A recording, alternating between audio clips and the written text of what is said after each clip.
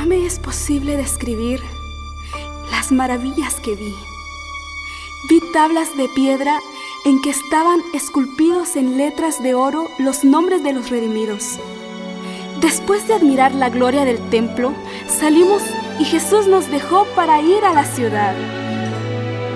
Pronto oímos su amable voz que decía: «Vengan, pueblo mío, han salido de una gran tribulación y han hecho mi voluntad, sufrieron por mí.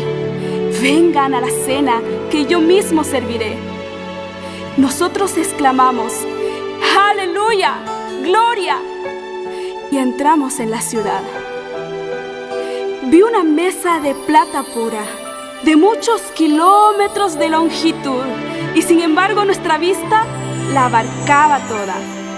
Vi el fruto del árbol de la vida, el maná, almendras, higos, granadas, uvas y muchas otras especies de frutas. Le rogué a Jesús que me permitiese comer del fruto, pero me respondió: «Todavía no. Debes volver de nuevo a la tierra y referir a otros lo que se te ha revelado». Entonces un ángel me transportó suavemente a este oscuro mundo. A veces me parece que no puedo ya permanecer aquí. Tan lóbregas me resultan todas las cosas de la tierra. Me siento tan sola, pues he visto una tierra mejor. Oh, si pudiese volar cual paloma por cielo y mar, navegar y cruzar el Jordán a un mundo mejor,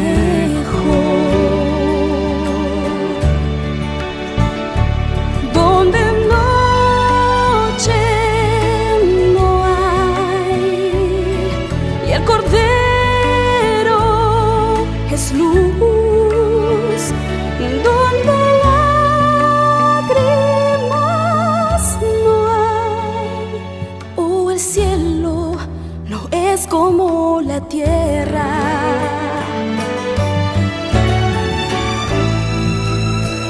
Oh, si pudiese hablar en la lengua de Cana,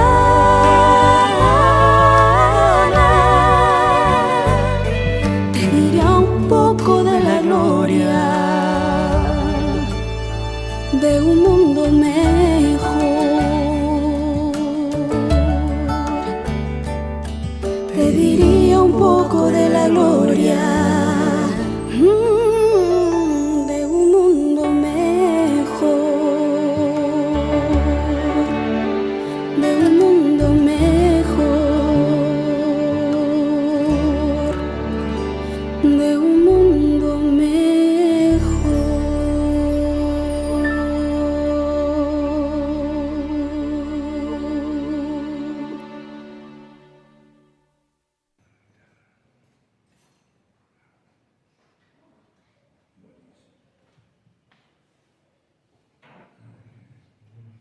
Muy buenas tardes, hermanos. Qué bueno es poder estar juntos hoy en este culto de jóvenes, ¿no? Es el culto joven nuestro, de aquí de la iglesia de Manuel. Y bueno, estamos de alguna forma reabriendo nuestro culto joven acá. Esperemos que muchos se enganchen para continuar. Lo mismo que continuar también en esta actividad de estos días. Hoy comenzamos, son 4, por lo tanto están invitados y tienen la posibilidad de invitar a que más personas puedan participar de este evento que esperamos que sea muy lindo. No sé cómo ustedes han pensado que va a ser este programa. Yo les cuento un poquito de qué se va a tratar. Hoy de mañana algo titulé, pero bueno, hoy vamos a hablar puntualmente del don profético, que está en la Biblia, con lo que dice la palabra de Dios. La verdad que al hacerlo hay tanto material que recorté mucho y así todo quedó bastante largo. No me prometo que cerca de las 9, como dijimos hoy, cerca de las 7 vamos a estar tratando de cerrar. De última, si queda una parte, seguiremos más adelante, hasta las 7, 7 y 5, para poder cumplir con ustedes también. Hasta las 10 está bien. Hasta las 10 está bien, sí, está bien. La semana que viene vamos a hacer un detalle biográfico de Elena de White como profeta del Señor. Vamos a ir dejando espacio para preguntas, opiniones, comentarios. El tercer tema vamos a ver cómo se leen y cómo se deben estudiar los escritos de Elena de White. Y luego, para el último tema, vamos a hablar del don de profecía para el tiempo del fin y los ataques al don profético que hemos estado recibiendo en las últimas décadas y que posiblemente vendrán. Hoy, en esta noche, hay casa abierta en la iglesia del centro. No sé si todos saben qué significa casa abierta. Tenemos la casa editora, que publica los libros adventistas, trae la librería a la ciudad. Así que no recuerdo bien los horarios, pero va a haber oportunidad para que si algún hermano quisiera comprar algún libro, pueda comprarlo hoy en esta noche. Y hay muchos materiales que deberíamos tener. A veces invertir en buena literatura cuesta cierto dinero. Sin embargo, los libros que publica la iglesia son muy económicos comparados con otros y tienen un contenido maravilloso, impresionante. Hasta las 9:30. Hoy hasta las 9:30. Desde la puesta del sol hasta las 9:30. Acá terminamos a las 9, van 9:30 corriendo. Acá les muestro un poquito el material que traje hoy, la semana que viene trae el otro. Este salió hace muy poquito. Es la enciclopedia de Elena de White. Es un material maravilloso, muy grande. Cuenta con 1500 páginas y contiene no solamente la vida de ella, sino también todo lo que ha sido su pensamiento sobre distintos ámbitos. Hace años atrás también la iglesia publicó este material, Preguntas sobre Doctrina, es uno de los clásicos del adventismo, en donde la iglesia responde y de alguna forma se coloca bajo una doctrina sobre distintos puntos. Acá hay material excelente para que un adventista conozca bien su doctrina, conozcamos cuál es el desarrollo de nuestro pensamiento, por qué creemos lo que creemos y el fundamento. Este material es imprescindible, por ello se llama Clásicos del Adventismo, son 10 tomos. Este es el tomo número 2, Preguntas sobre Doctrina, un material impresionante, contiene respuestas a la mayoría de las doctrinas que nosotros tenemos como iglesia.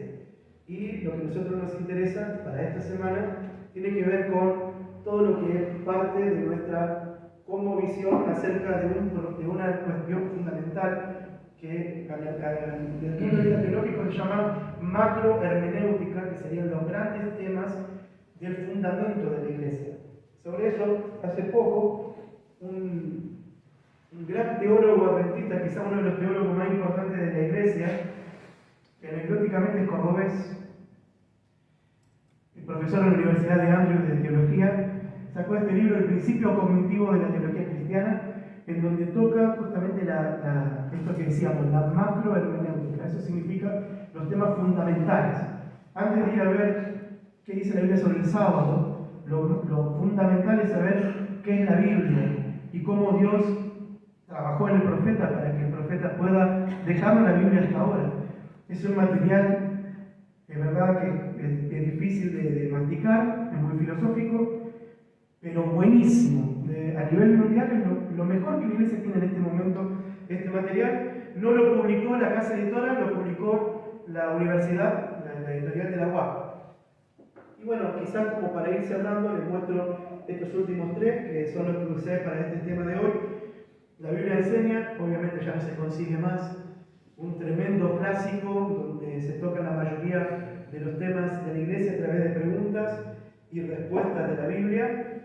Este material que está escrito por George Knight, un historiador de la iglesia ya mayor, jubilado, que escribió muchísimo, hace poco escribió la Matinal también.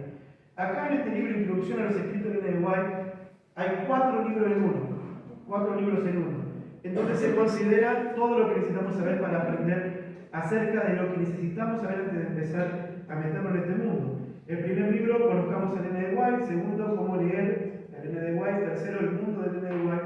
Cuarto, Caminando con Elena de White. Material genial, bien escrito, bueno, fácil de entender, maravilloso.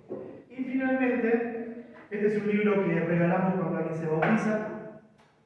creencias de los adventistas del séptimo día. Acá se profundizan las 28 creencias fundamentales, más llamadas 28 doctrinas. No son 28 doctrinas, son 28 creencias fundamentales. Y acá aparece el desarrollo de cada una de las creencias que nosotros tenemos, ¿no? Entre estas, el capítulo 18, en la página 246, está el don de profecía. Así que bueno, traje solamente como para mostrar un poquito. Para la semana que viene vamos a traer otros materiales que implican más acerca del desarrollo del tema que vamos a presentar. Muy bien, creo que tenemos... ¿Está para empezar? ¿Todavía no? Bueno, vamos a tirar un poquito. Les comento algo más. ¿Vieron acá que tenemos este espacio? Si alguien quiere venir a sacarse una foto nueva ahora. Hicimos algo interesante acá. Tratamos de replicar un lugar donde podría haberse sentado una persona antigua a escribir. Y les comento que hay una hoja que es de Elena de White, un manuscrito de ella. No, obviamente que no me traje la hoja de ella, no, pero hay una copia bastante interesante para todos los que quieran por ahí después observar el esfuerzo de los hermanos que lo hicieron. En la ¿cómo? ¿Sí? Y hay una Biblia en inglés, sí. Okay. Bueno, material muy lindo, también tenemos una pluma. Así que bueno, pueden después acercarse para sacarse una foto.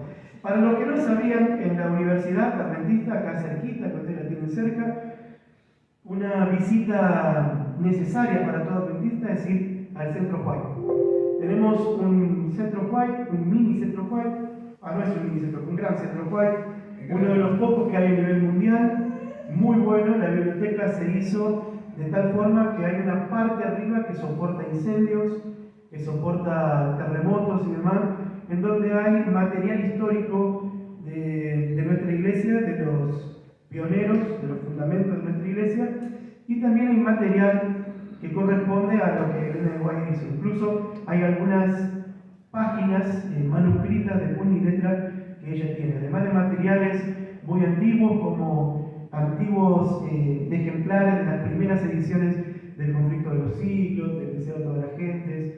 Además también hay profesionales ahí, pastores que son especialistas en el tema, que responden a todas las preguntas, a todas las dudas, te hacen una visita guiada, te muestran un poco el desarrollo histórico de la iglesia. Es muy bonito, muy lindo. Funciona todos los días, no recuerdo ahora bien los horarios, pero está abierto para todo público de manera gratuita en la parte del segundo piso, o la planta alta, diríamos, la más alta de la Universidad Adventista. El material que hay ahí es excelente, como les digo, es un material histórico, un material que tiene la posibilidad de mostrarse al público de una forma muy linda, porque uno entra ahí como que se mete en otra época, y creo que todos de vez en cuando nos toca ir a la villa. Háganse un espacio, dediquen una hora y vayan a disfrutar de algo que estoy seguro que lo va a enriquecer, van a salir enriquecidos de algo tan hermoso como lo que pueden ver ahí. Bueno, ¿sigo estirando o no? Bueno, si me lo dan acá, muchas gracias. Gracias a los chicos que se están esforzando ahí con todo cariño, siempre están ahí trabajando y esforzándose. Bueno, yo me voy a correr un poco de acá porque si no me va a dar la espalda toda la parte esta. Quizás podemos apagar una luz como para...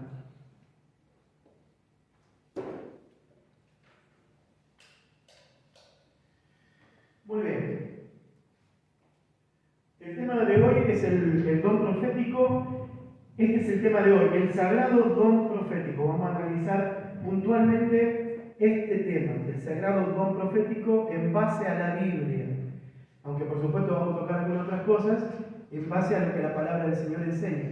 Si hoy, es verdad que por ahí puede ser un poco denso el tema, si hoy aprendemos, prestamos atención, anotamos, nos llevamos un resumen, si quieren ir anotando, estoy seguro que van a poder, después lo que viene, entenderlo mucho más, recibirlo mucho mejor, porque es acá donde vamos a ver todos los detalles. A ver si funciona. ¿Llega a funcionar? Estamos bien, ahí está. Muy bien, la primera parte de nuestro estudio, ¿qué es el don profético? Bueno, puede ser que ya no funcione eso. Bueno. La comunicación espiritual siempre existió. Siempre existió. La gente desea conocer del más allá, vamos a decirlo de alguna forma. Y por eso se meten en lo paranormal. Ven por ejemplo acá, quizás de alguna forma pensando en hechicería o en los mediums, que han sido una de las formas más predilectas de la gente para poder meterse en este mundo. Algunos van a gente que tiene esta capacidad, supuestamente, bola de cristal, etc. Vamos a ir pasando, ¿no? Porque me parece que no funciona bien. Ahí tenemos a la gente que lee las manos, la tabla de la Ouija, a través de la cual se hace contacto con los espíritus de los muertos, en teoría. Allá hay una de las formas que la gente tiene de ver el futuro, supuestamente, que es a través de leer la borra del café. También está el zodíaco, que mucha gente lamentablemente se mete en esto. Y también las cartas del tarot. ¿Vieron cuánta gente se hace leer las cartas? Estos son medios de comunicación con el más allá, efectivos si querés tener contacto con el espíritu del demonio. Pero para ponerse de parte del Señor, la Biblia dice que hay una intención de parte de Dios de que nosotros tengamos contacto con Él. Miren Hebreos. En tiempos antiguos Dios habló a nuestros antepasados muchas veces y de muchas maneras por medio de los profetas. O sea que el Señor tiene intención de hablarnos. Él quiere comunicarse. Desde que el pecado entró a la tierra, la comunicación directa se cortó. Pero el Señor se ocupó de varios métodos, como dice ahí, varias maneras para poder comunicarse con los profetas. Por ejemplo, ahí se nos habla en ese texto de las piedras del Urim y el Tumim, que eran las piedras que usaban los profetas en los tiempos de David, para ver cuál era la voluntad de Dios, si iluminaba una o la otra, dependiendo de lo que el Señor quisiera darles como respuesta. También otras más, Salmo 19.1 dice que Dios se revela a través de la naturaleza. Vieron que habla allí acerca de que las obras de Dios hablan de lo que Él es. Además de eso, vamos a ir avanzando más. En Éxodo 3.2 se nos habla de una cristofanía o una epifanía, que sería cuando Dios se manifiesta. Apocalipsis 1.1 nos habla de cuando los ángeles llevaron noticias, novedades o mensajes para los profetas. Amós 3.7 nos habla de los profetas que fueron en sí mismos los que llevaron el mensaje. Y Hebreos 1, nos cuenta que la revelación más grande del Señor, del cielo, se manifestó a través de Jesucristo. Esa fue la manifestación mayor de su gloria y de lo que Él quería comunicar. Según lo que las palabras en hebreo nos enseñan, ahí dice Naví. Esa es la palabra hebrea para profeta. En griego es la palabra profetés. Pero la palabra en el Antiguo Testamento que se utilizaba era la palabra Naví, que significa literalmente llamado por Dios. Antes de seguir les digo algo, hermano. La mayoría de nosotros entendemos que el don de profecía es un don de predicción o de adivinación. Eso está completamente errado. Incluso la misma palabra nos enseña que el profeta era alguien llamado por Dios, escogido por Él. La otra palabra es la palabra roé, que significa vidente, o se puede usar también como sustantivo visión. Acá en estos textos se nos habla de las dos palabras, justamente las dos cosas. Aquel que es llamado por Dios para decir algo y aquel que es quien recibe la visión. Sobre la palabra profeta, el diccionario bíblico adventista dice alguien que recibía instrucciones de Dios y luego las transmitía a la gente. El profeta entonces es como un portavoz de Dios. Es el sentido opuesto del sacerdote, que el sacerdote era la persona que comunicaba al pueblo a Dios, ¿no? En cambio el profeta trae el mensaje de Dios a las personas. Sobre esa misma palabra, el diccionario bíblico dice El profeta era principalmente un maestro de justicia, de espiritualidad y de conducta ética, un reformador moral con mensajes de instrucción, consejo, amonestación y advertencia. Y su obra a menudo incluía predicción de eventos futuros. Noten eso. A veces también había predicción de eventos futuros, pero normalmente no era la tarea del profeta predecir cosas o profetizar, que nosotros hablamos mal. Profetizar, ¿qué sería según nuestra cosmovisión? Que alguien esté anunciando cosas que todavía no pasaron. Sin embargo, profetizar desde el punto de vista bíblico sería anunciar algo, exhortar, enseñar la verdad. De hecho, la Biblia casi toda es narración. Pocas partes de la Biblia son predicción. La mayor parte son escritas de profetas que cuentan una historia o que cuentan leyes. Vamos a seguir. Los primeros grandes profetas de la Biblia fueron Abraham y Moisés. En tiempos de jueces, dice 1 Samuel 3:1, la palabra de Jehová escaseaba en aquellos días y no había visión con frecuencia. O sea que para los tiempos de los jueces, pocas personas eran profetas. Básicamente lo que tiene que ver con que si no querés escuchar la voz de Dios, Dios tampoco va a mandar personas que te hablen. Acá, en esos tiempos, la palabra de Dios escaseaba. Y Samuel fue el primer profeta, diríamos, puro, que tenía todas las condiciones de lo que después va a desarrollarse como la figura de un profeta. Y Samuel crea la escuela de los profetas, que era algo así como una clase donde él enseñaba a los jóvenes, los instruía, les daba explicaciones acerca de las leyes, y ellos fueron una gran ayuda para trabajar en la parte moral del pueblo. No eran profetas por ir a la escuela de los profetas, pero nos habla de algo que vamos a observar al final. De alguna manera, todos podemos ser profetas pasivos a la hora de anunciar los mensajes, así como los profetas los tienen que hacer. A Samuel le sucedieron Natán, Gad y Ahías.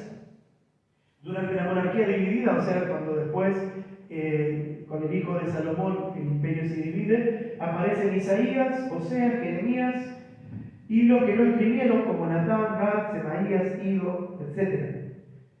Aunque vamos a ver después que algunos de ellos sí escribieron, aunque no quedaron los registros hasta hoy.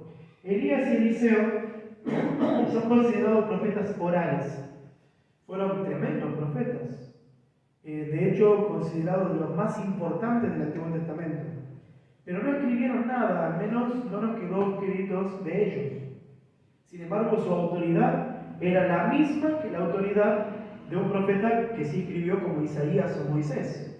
La inspiración era la misma, el mismo Espíritu Santo trabajaba en ellos que en los que escribieron, o los que finalmente quedaron sus escritos. Siempre el llamado profético, o casi siempre, era un llamado de por vida.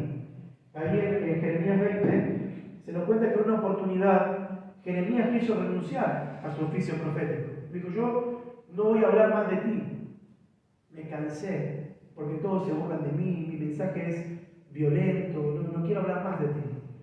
Y dice él, sin embargo, había un fuego dentro de mí y no pude resistirlo. Tuve que volver a profetizar.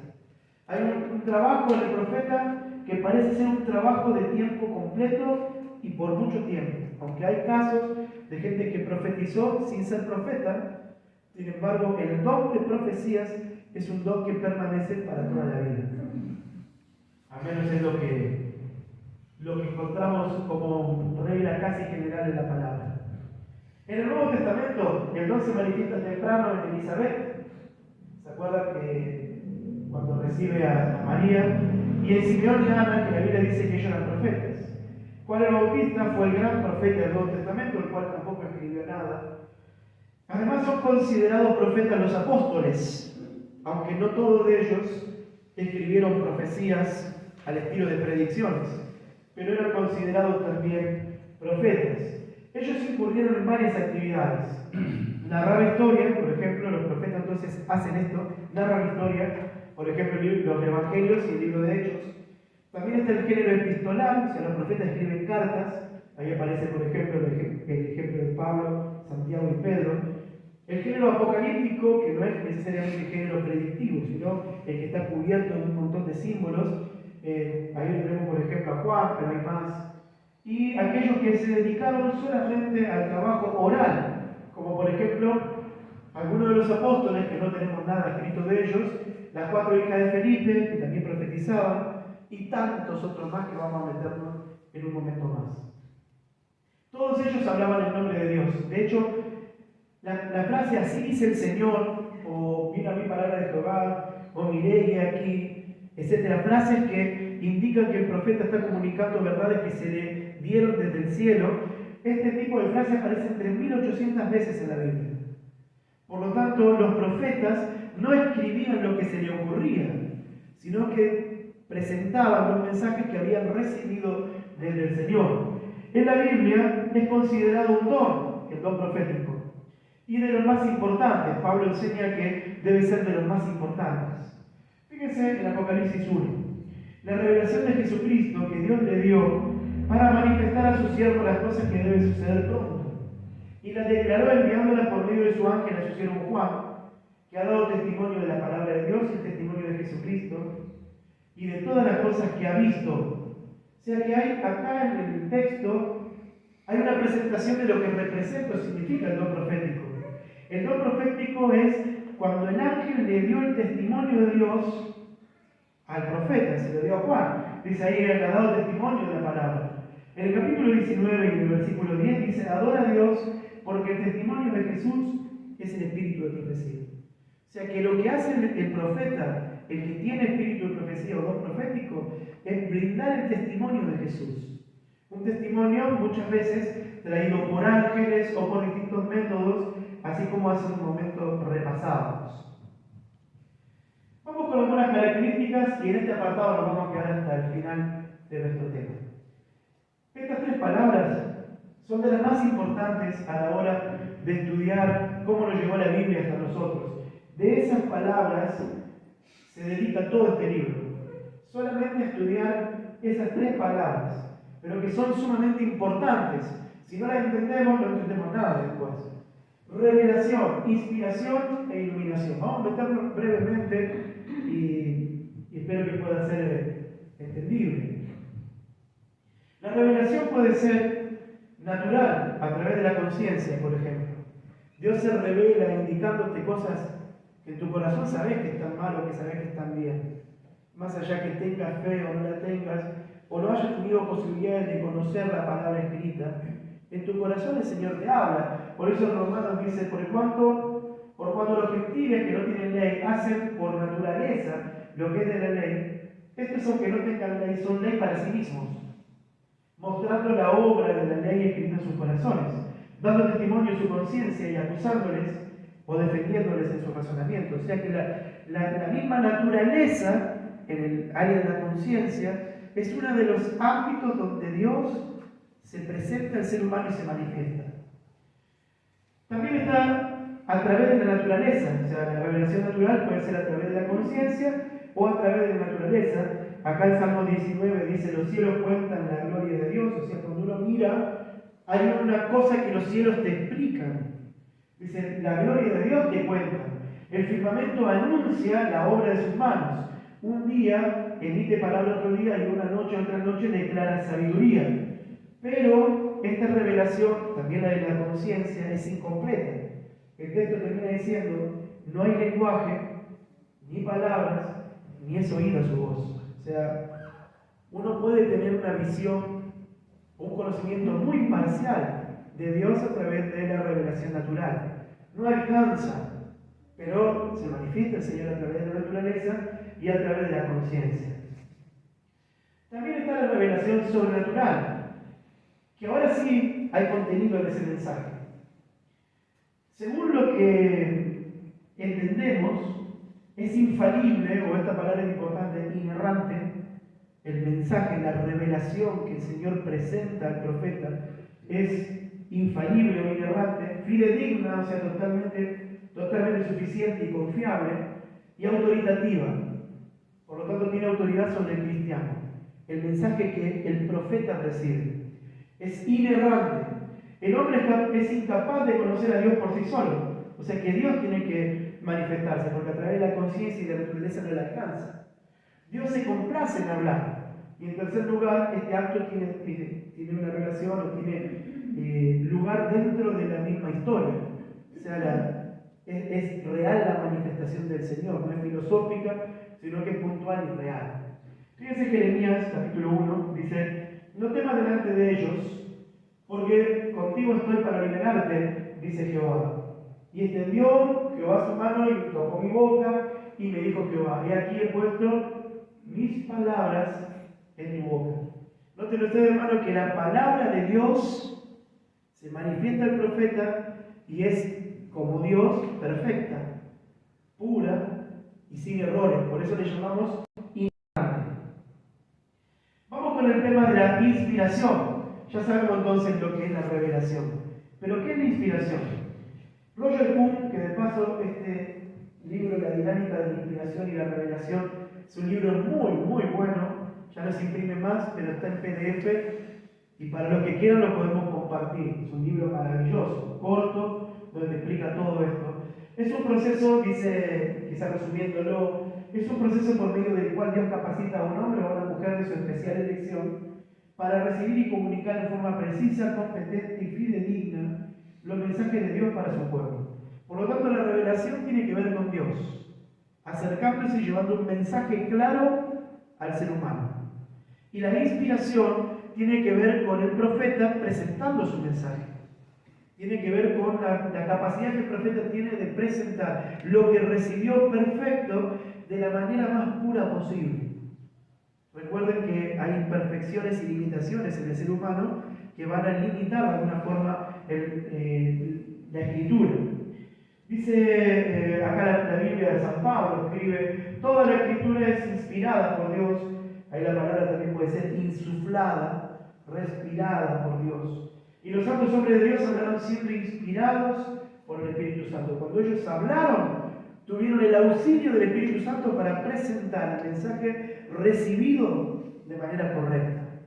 Por eso podemos tener en la Biblia un ámbito de bastante claridad en cuanto al mensaje de Dios. Porque si bien lo inerrante fue la revelación que recibió el profeta, Dios actuó también en el profeta para que ese mensaje llegue a nosotros de la manera más pura. Seguimos. Vamos con iluminación. También Roger Kuhn dice: es la obra del mismo Espíritu Santo que indicó el mensaje de Dios al profeta, por la cual él ahora capacita al oyente o lector para comprender la verdad espiritual y discernir el mensaje de Dios para él. O sea que el mismo Espíritu Santo que trabajó en el profeta para que el mensaje llegue a nosotros, cuando nosotros vamos a leerlo, necesitamos ser iluminados por el Espíritu Santo para entender ese mensaje. Y ahí se completa este proceso de revelación, inspiración e iluminación. Decíamos ahí en el versículo: más el Consolador, el Espíritu Santo, a quien el Padre enviará mi nombre, Él os enseñará todas las cosas, fíjense, ¿no? Y os recordará todo lo que os he dicho. O sea que la palabra iluminación no aparece en la Biblia, es una palabra que usamos para definir el proceso que destaca Juan 14:26, el Espíritu Santo trabajando en nosotros para entender la palabra. Fíjense, quizás esquematizado. Dios se revela, ahí tenemos el paso de la revelación. El profeta es inspirado y el cristiano que recibe el mensaje del profeta es iluminado. Recuerden que todos los escritos de la Biblia son escritos de los profetas. Por lo tanto, esos profetas recibieron una revelación inerrante y perfecta, fueron inspirados por el Espíritu de Dios para transmitirla a nosotros de la forma más clara. Y el cristiano es iluminado por el mismo Espíritu Santo para que entienda el mensaje que el profeta escribió. Vamos a seguir. Quizás antes de avanzar, vamos a compartir de este libro lo que la Biblia dice acerca de esta creencia de la palabra de Dios. La número 1. Las Sagradas Escrituras, que abarcan el Antiguo y Nuevo Testamento, constituyen la palabra de Dios escrita, transmitida por inspiración divina mediante santos hombres de Dios que hablaron y escribieron impulsados por el Espíritu Santo. Por medio de esta palabra, Dios comunica a los seres humanos el conocimiento necesario para alcanzar la salvación. Las Sagradas Escrituras son las son la infalible revelación de la voluntad divina. Son la norma de carácter, el criterio para evaluar la experiencia y la revelación autorizada de las doctrinas y un registro fidedigno de los actos de Dios realizados en el transcurso de la historia. Este es el resumen. Acá en este libro ustedes tienen todo un desarrollo, que parte es lo que estamos hablando en esta tarde. Perdón, ahora seguimos. Vamos con algunas de estas características. Recién vimos la primera característica del don profético. Hay que entender lo que es revelación, inspiración, iluminación. Vamos a ver si la semana que viene, vieron que a veces hacemos sorteo. En vez de un sorteo, vemos quién responde mejor algunas preguntas y se lleva un librito de regalo. ¿Qué les parece? Bueno, digo porque esta es pregunta de examen. ¿Qué es inspiración? Pregunta de examen. Sí, agarren el machete, macheteen como quieren, pero la semana que viene van las preguntas. Bueno, teorías de revelación e inspiración. En este mundo tan diverso hay por lo menos tres. Podríamos definirlo mucho más, pero vamos a hacerlo fácil. La inspiración verbal o la inspiración mecánica. O sea, cómo funciona este trabajo que Dios hace con el profeta. El profeta es como la pluma de Dios o su taquígrafo. El ejemplo más claro para presentarlo es el del escultor. La mayoría de los evangélicos creen en esto, dicen que la Biblia es inerrante, y entonces toman el ejemplo del escultor. El escultor agarra una roca de mármol y comienza a trabajar golpeando con el cincel. Ellos creen entonces que el cincel es el profeta y Dios es el que hace toda la obra o el arte. De esa manera, la personalidad del profeta se esconde en la presencia de Dios. Dios lo es todo y el profeta es apenas su pluma o su taquígrafo. Aquí se desarrolla el tema de la inerrancia estricta o literalismo. Recuerden que nosotros estamos de acuerdo con la inerrancia, pero decimos que la inerrancia se acaba cuando el mensaje lo recibe el profeta, porque el profeta es un ser humano que no es inerrante. Dios es inerrante, su mensaje es inerrante, pero nosotros sí erramos. El problema con esta teoría son los errores que hay en la Biblia. Puse errores entre comillas para que nadie me mate porque son apenas detalles. Pero por ejemplo en Mateo 27 se dice: Jeremías dijo tal cosa, y el que lo dijo en realidad fue Zacarías. Si la Biblia fuera inerrante, esto no debería haber pasado. Entonces todo el evangélico dice: no, esto es producto de los copistas que fueron, al ir copiando un texto y descartando el anterior, fueron equivocándose. Otro ejemplo más. Pequeñas discrepancias entre los evangelios. Por ejemplo, ¿qué dice el cartel de la cruz? Si ustedes miran los cuatro evangelios tienen 4 versiones diferentes de lo que decía el cartel que estaba en la cruz. Más o menos dicen lo mismo, ¿verdad? Pero no te lo dicen literal igual que los 4 evangelios. Algunos dicen: no, eso es porque estaba escrito en 3 idiomas. Pero de todas formas tampoco sirve porque hay 4 evangelios. Y hay 4 versiones diferentes de lo que decía ese cartel. Otra pregunta: ¿qué dijo Dios desde el cielo? Mateo dice: este es mi Hijo amado en quien tengo complacencia. Según lo que dice Marcos, dice Dios: tú eres mi Hijo amado en quien tengo complacencia. ¿Quién de los dos estaba en lo correcto? Ahora, bueno, ustedes pueden decir: bueno, son detalles. Esos detalles muestran que el ser humano es falible, caído e imperfecto. Y que tratando de comunicar un mensaje completamente perfecto, es normal que se pueda equivocar o que no encuentre palabras dentro de la imperfección de nuestro lenguaje humano para transmitir algo. Por eso a veces cuando ustedes ven a los profetas describiendo lo que veían, dice: y sus ojos eran como fuego, y sus pies como bronce unido, y su boca como el estruendo de muchas aguas. El lenguaje humano es imperfecto para transmitir lo que estaba viendo, no le alcanza. Es por eso que recurre a estas cosas y muestran que de alguna forma esta teoría de inspiración verbal o mecánica no puede ser real. Otra teoría más, la revelación del encuentro. Esta es más actual. Se cree que Dios es atemporal, no participa de la historia. Y como Dios es atemporal, se manifiesta al profeta sin palabras a través de lo único que tiene el ser humano atemporal, que es su alma.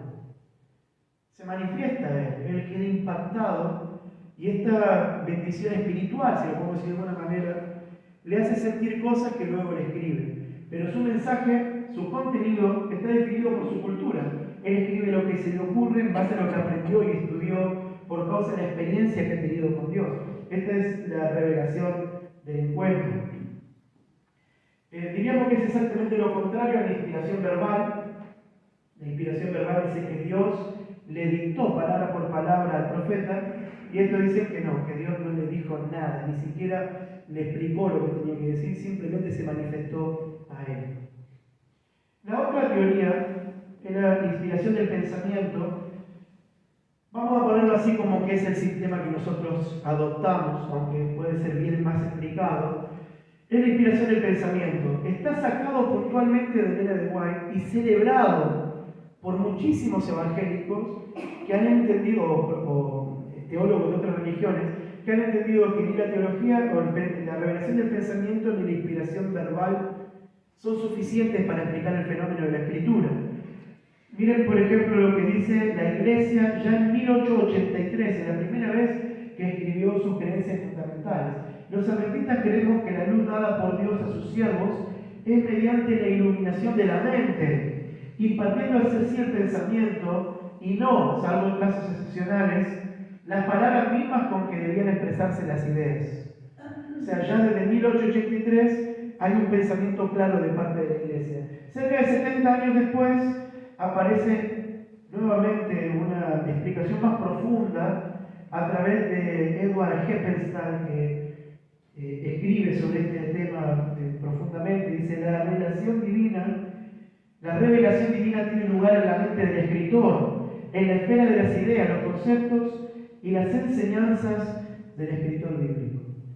Esto que estamos hablando es un paradigma nuestro, adventista, felicitado y estudiado por muchos teólogos de otras denominaciones. Pero básicamente somos los adventistas los únicos que podríamos definir nuestra teoría como inspiración del pensamiento. Dios se acerca al profeta con un mensaje perfecto e inerrante, y luego trabaja en su mente para que él pueda transmitir de la manera más fidedigna, pese a su personalidad, a sus limitaciones culturales y verbales, pueda transmitir de la mejor manera el mensaje que él recibió de manera perfecta. La inspiración del pensamiento, un par de detalles más. Esto es lo que dijo Elena de White. No son las palabras de la Biblia las inspiradas, sino los hombres son los que fueron inspirados. La inspiración no obra en las palabras del hombre ni en sus expresiones, sino en el hombre mismo, que está imbuido en los pensamientos bajo la influencia del Espíritu Santo. Pero las palabras reciben la impresión de la mente individual. La mente divina es difundida. La mente y la voluntad divinas se combinan en la mente con la mente y la voluntad humanas. De ese modo, las declaraciones del hombre son la palabra de Dios. Interesantísimo, un modelo maravilloso presentado por una mujer que tenía apenas cuarto grado, ¿no? Que hoy felicitado, estudiado el sistema de revelación e inspiración que nosotros tenemos, con el cual coincido completamente, puesto que esta forma de entender la revelación e inspiración responde a todos los interrogantes que pueden venir por la imperfección que tienen las palabras de la Escritura.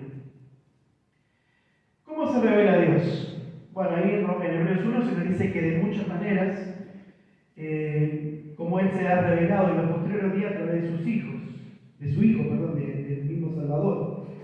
Existen muchas maneras como Dios se comunica con todos los seres humanos. Hoy hablábamos de la naturaleza, de la conciencia, de la Biblia, de leer las palabras de un hermano, de un sermón, de tantas formas Dios te toca el corazón y te habla. Pero Él también habló puntualmente a los que les dio el don profético. Vamos a ver entonces a continuación algunos detalles de cómo Dios se revela. Peculiaridades personales del profeta. Vamos a ir avanzando, se me está yendo el tiempo. El escritor bíblico tiene su propio estilo literario.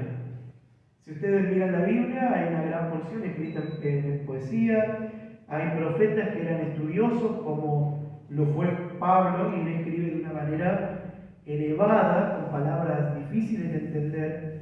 Y también está Juan, que era un pescador iletrado probablemente, que se educó de su mal carácter con Jesús, y que escribe de una forma tan sencilla que los profesores de griego enseñan el idioma a través del Evangelio de Juan, por lo simple y sencillo que es. O sea que el profeta de alguna manera expresa lo que recibió perfecto con su personalidad.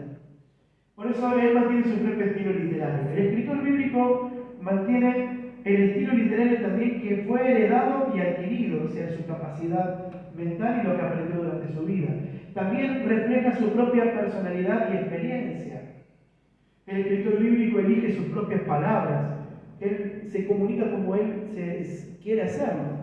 En el libro, por ejemplo, de Isaías, hay palabras claramente de él, que no aparecen en ningún otro libro de la Escritura, que él utiliza, por ejemplo, el Santo de Israel, para referirse a Jehová. Él le llama el Santo de Israel. Fuera de Isaías, nadie más usa ese término. Evidentemente, él escogió las palabras para expresarse. El Espíritu Santo inspira al escritor en sus pensamientos y en su memoria. Y el producto final es la palabra de Dios, escrita por seres humanos imperfectos y limitados, en un lenguaje imperfecto y limitado como el nuestro, aunque el contenido de la palabra es perfecto en un recipiente imperfecto.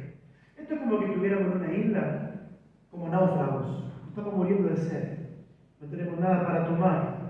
Encontramos una pequeña latita de sardinas abierta, tiene mal olor, pero de repente empieza a llover y querés tomar esa agua. ¿Y cómo haces? Bueno, la lata te puede servir. Está bien que la lata está sucia y tiene mal olor. Por ahí podría estar más higiénica la lata, pero gracias, Señor, por tener esta latita. En este caso es igual. El profeta es imperfecto, es un ser humano, se equivoca, tiene limitaciones culturales, personales, de dialecto, pero es el método como el Señor nos entregó su palabra. Vamos con un poquito más. Con la comunicación del mensaje. Acá lo metemos en algo un poco más complejo. La proclamación oral del mensaje.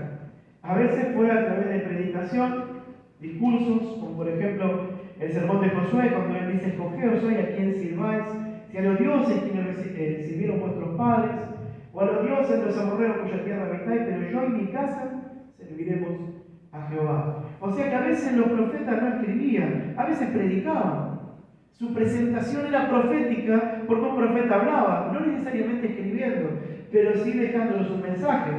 Otro ejemplo son los 4 discursos de Moisés. Deuteronomio son 4 sermones de Moisés, los 4 sermones escritos de él, y cada una de sus predicaciones eran palabras de Jehová. Fíjense en Deuteronomio 1:1, dice: estas son las palabras que habló Moisés a todo Israel de este lado del Jordán en el desierto, y ahí empiezan a explicarse los 4 sermones.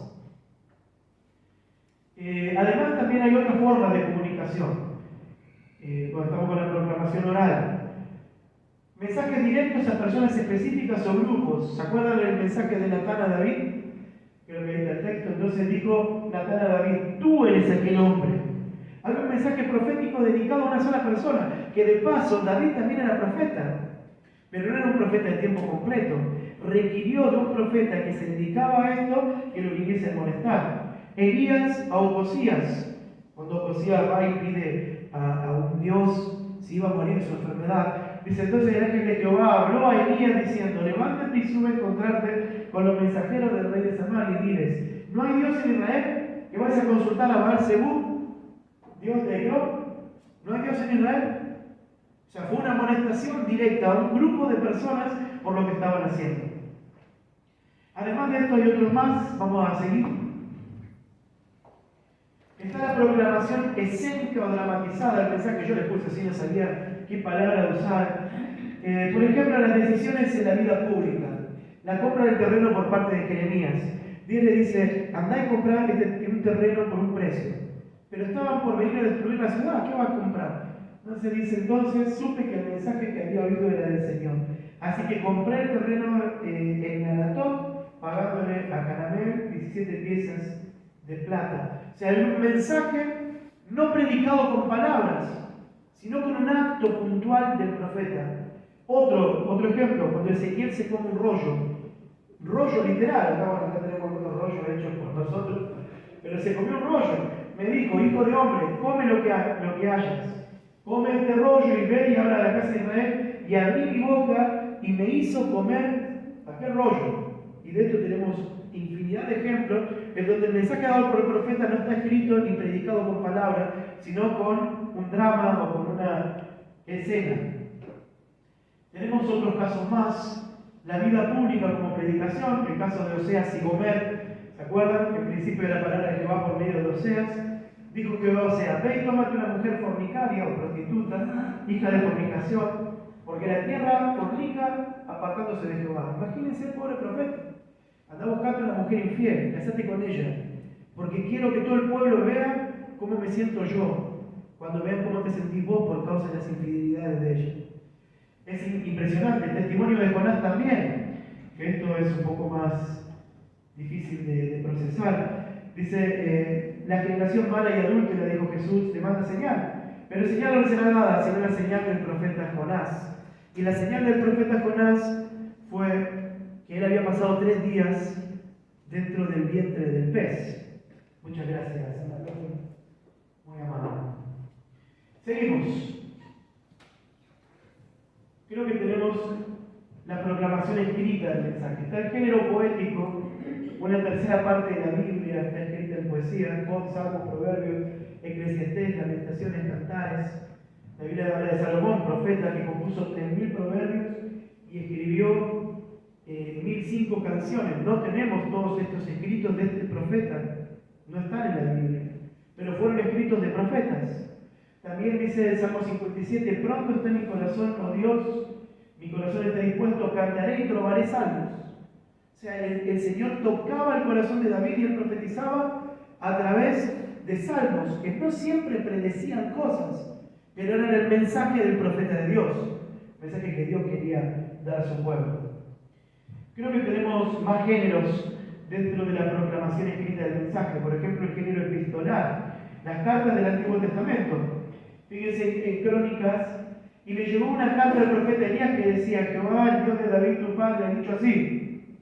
Hay cartas en el Antiguo Testamento. Estas son las palabras de la carta que el profeta Jeremías envió de Jerusalén a los ancianos que habían quedado de los que fueron transportados. Hay cartas en el Antiguo Testamento. Sin embargo, la mayor cantidad de cartas son las del Nuevo Testamento. ¿Avanzamos? Las cartas del Nuevo Testamento son 21 cartas.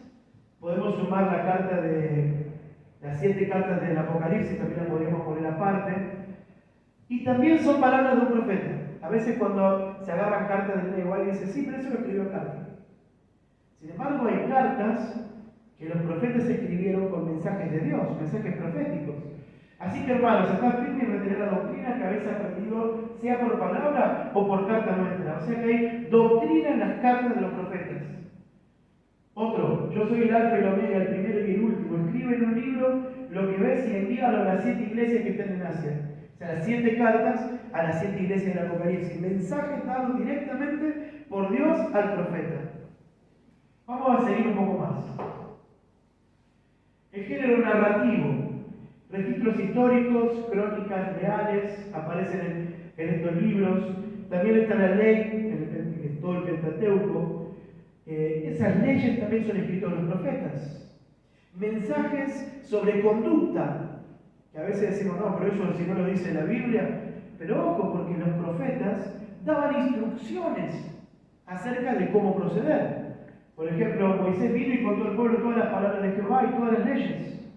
Bendito sea Jehová, ninguna palabra de todas sus promesas que expresó por Moisés su siervo ha faltado. O sea que el Señor va manifestándose a su pueblo a través del don de profecía por distintos métodos, incluso trayendo leyes.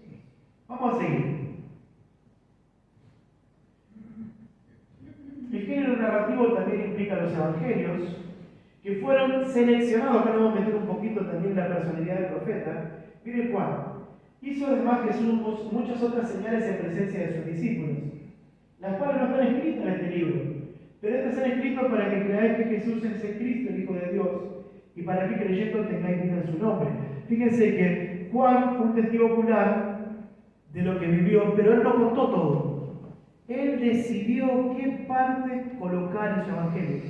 Él hizo una selección de lo que tenía que presentar. No fue una selección que hizo sin el auxilio y la ayuda del Espíritu Santo, pero finalmente fue la personalidad del profeta lo que le hizo pensar: para la gente de mi tiempo necesito contar estas cosas que hizo Jesús. No todas. Él eligió cuál podía contar. Lo mismo Mateo y Marcos, que Marcos se cree que fue dictado por Pedro a Marcos. También fue otro testigo ocular. Pero no todos los que escribieron el Evangelio son testigos oculares. Por ejemplo, Lucas no fue testigo ocular. Lucas hizo una investigación. Esto es importante, puesto que ya muchos han tratado de poner en orden la historia de las cosas que entre nosotros han sido ciertísimas, tal como nos la enseñaron desde lo que desde el principio lo vieron con sus ojos y fueron ministros de la palabra. Me ha parecido también a mí, después de haber investigado con diligencia todas las cosas de su origen, escribírtelas por orden, oh excelentísimo Teófilo, para que conozcas bien la verdad. Miren qué importante. A veces los profetas no escriben un mensaje revelado a través de un sueño, o de una visión, o de un ángel, sino que el Señor trabaja en ellos cuando están haciendo una investigación. El Señor trabajó en Lucas para que él escogiera las partes que iban a considerarse como para que el Evangelio pueda ser enseñado y practicado. Él lo resumió, buscó todo lo que había y lo presentó. Esto es importantísimo porque lo vamos a ver muchas veces en el N.D. White. Y uno va a decir: pero ¿cómo es esto? La Biblia nos muestra que muchas veces los profetas escribían porque eran profetas de Dios, no directamente algo revelado, sino algo que el Señor había impresionado en sus corazones, o cosas que ellos habían investigado. Está claramente en la palabra.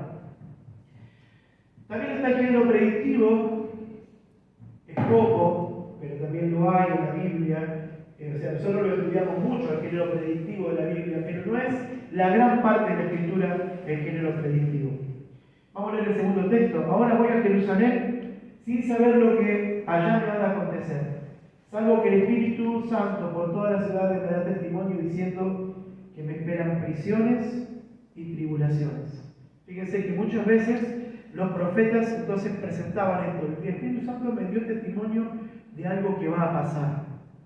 Y ellos entonces presentaban la profecía a través de predicciones.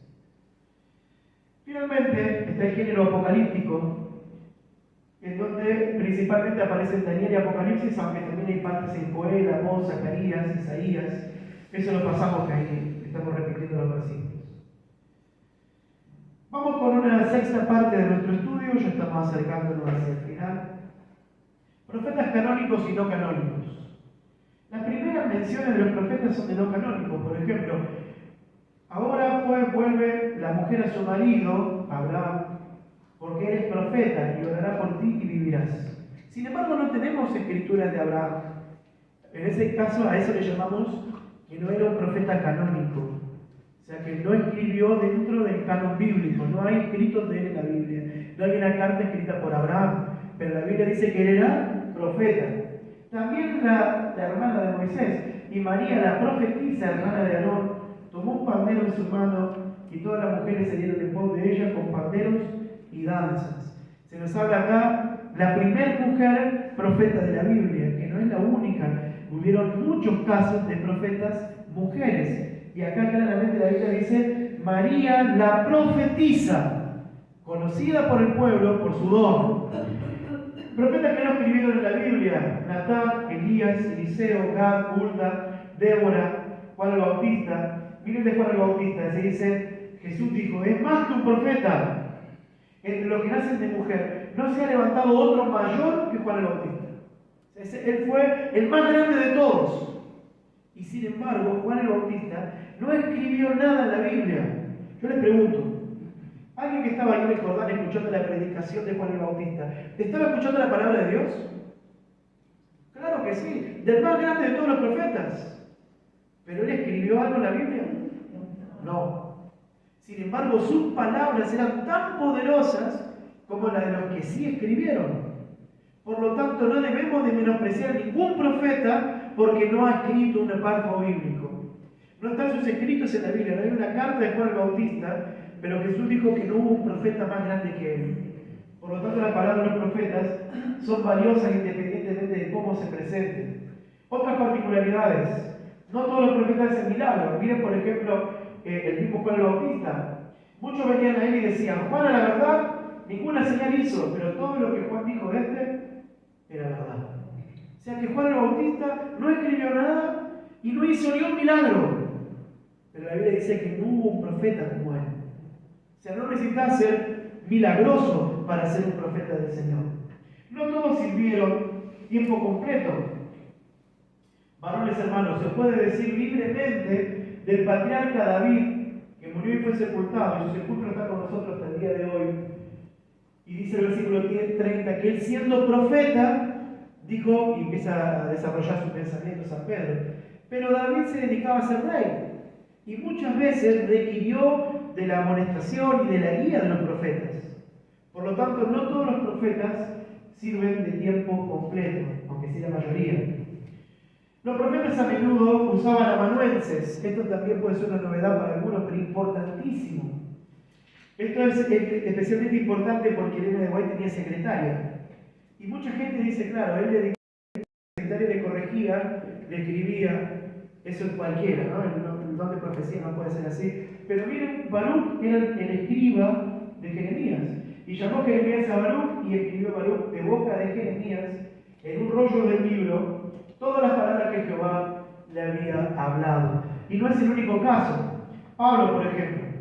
Dice Pablo, siervo de Romanos 1:1 se presenta como el autor de la carta y dice, Pablo, siervo de Jesucristo, llamado a ser apóstol, apartado para el Evangelio de Dios. Pero miren el versículo, capítulo 16. Yo, Tercio, que escribí la epístola, os saludo en el Señor. ¿Quién escribió? ¿Pablo o Tercio? Pablo fue el que dictaba y Tercio el que escribía. Y en un momento cuando Pablo respiró puso yo también los saludo, ¿no? Yo soy Tercio el que escribí. Pablo evidentemente tenía grandes problemas en los ojos porque no podía escribir él y escribía grande.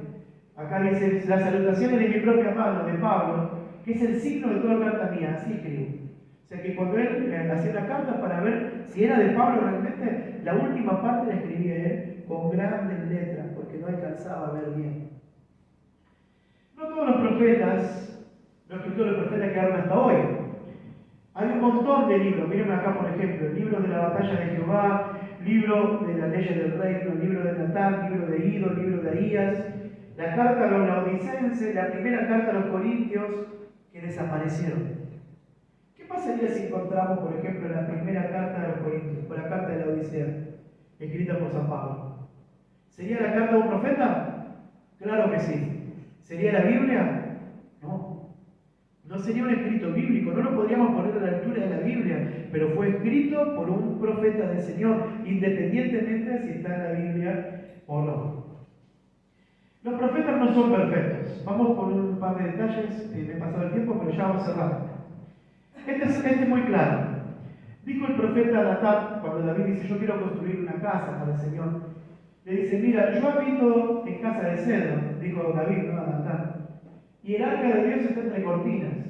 Y Natán dijo al rey, anda y haz todo lo que está en tu corazón porque Jehová está contigo. En otras palabras le dice, empezá a construir el templo.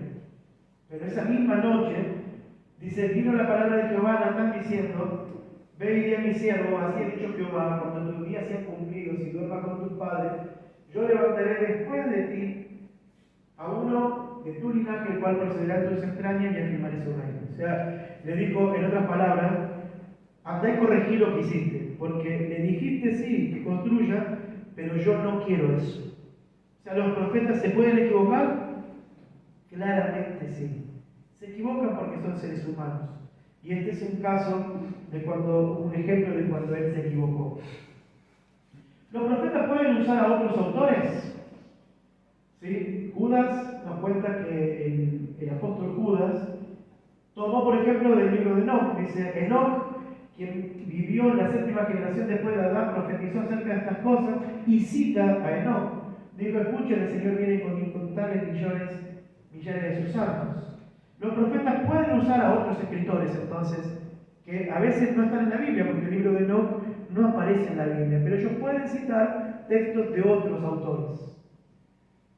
Esto es importante, porque se le acusa de plagio a Ellen G. White por haber quitado o usado grandes porciones de otros textos de la época para escribir sus libros. Ella lo explica, pero eso lo vamos a ver la semana que viene. Sin embargo, la Biblia nos enseña que un profeta puede tomar de otro autor para escribir sus escritos o para predicar o dar su mensaje. Vamos cerrando con las pruebas de un profeta. ¿Cómo sabemos si un profeta es un profeta verdadero? Hay 4 cosas bíblicas, 4 parámetros bíblicos. El primero es, ¿está de acuerdo con el mensaje, ese mensaje con la Biblia? Si un profeta te anuncia un mensaje contrario a la Biblia, no es profeta de Dios. Dice la Biblia, a la ley y al testimonio, si no dijeren conforme a esto, es porque no les ha ni siquiera amanecido. No es palabra de Dios. Dios no se contradice, aunque sí el Señor va entregando mayor luz, pero no se contradice. Segundo, suceden sus predicciones. Deuteronomio 18, si el profeta hablara en nombre de Jehová y no se cumpliera lo que dijo, ni aconteciera que es palabra que Jehová no ha hablado, no tengas temor de él. O sea, claramente la Biblia explica cuáles son las pruebas de un profeta. Ese profeta habla de acuerdo al mensaje de la Biblia. Ese profeta predice y lo que predice se cumple. Tercer lugar, se reconoce la encarnación de Cristo. Todo espíritu que confiesa que Jesucristo ha venido en carne es de Dios. Y todo espíritu que no confiesa que Jesucristo ha venido en carne no es de Dios. O sea, tiene una cristología correcta, comprende la función de Cristo y lo que Él es, su naturaleza y su muerte por cada uno de nosotros. Finalmente, ¿lleva el profeta buen fruto? El texto es famoso, ¿no? Por sus frutos los conoceréis. Uno puede decir, sí, no, es profeta, pero es un sinvergüenza, le debe plata a todo el mundo, le pega a los hijos, maltrata a su mujer. Bueno, entonces es un don medio dudoso, porque por ahí sus predicciones se cumplen. Y lo que él dice está de acuerdo a la palabra, pero su testimonio es pésimo. Evidentemente los profetas se pueden equivocar. David era profeta y le erró miserablemente. Pero David también supo recuperarse, afirmarse y pedir perdón. Nadie que diga que es profeta puede vivir una vida hipócrita y falsa. Yo he visto en muchas iglesias que dicen, no, este es profeta, que él también. Una vida miserable, ¿qué hace profeta? Su propio testimonio muestra que no hay un don de profecía. Hay un espíritu de demonio que trabaja en gente que cree que te están profetizando porque manifiestan dones de adivinación. A vos te está pasando tal cosa. Yo me doy cuenta con solamente tocarte lo que te está pasando. Me estoy dando cuenta de lo que, al verte, me di cuenta de lo que estás viviendo. Yo sé que te está ocurriendo tal cosa en tu casa, en tu familia. Tenés un dolor que viene, pero como la gitana hay un dolor que te persigue en la panza. Y uno dice, ¿y eso qué es? No es un don de profecía, es espíritu de adivinación. La Biblia lo declara de una forma enfática, taxativa, que es espíritu de demonios. Conclusión. Vamos a cerrar. Todos podemos ser profetas, esto habíamos dicho en algún momento. No profetas como los profetas de la Biblia, los que hemos estado marcando, pero si el profeta es alguien que anuncia el mensaje de Dios, cada vez que usted anuncia el mensaje de Dios, inspirado por el Espíritu Santo, está haciendo la tarea de un profeta. Nosotros le llamamos profetas pasivos.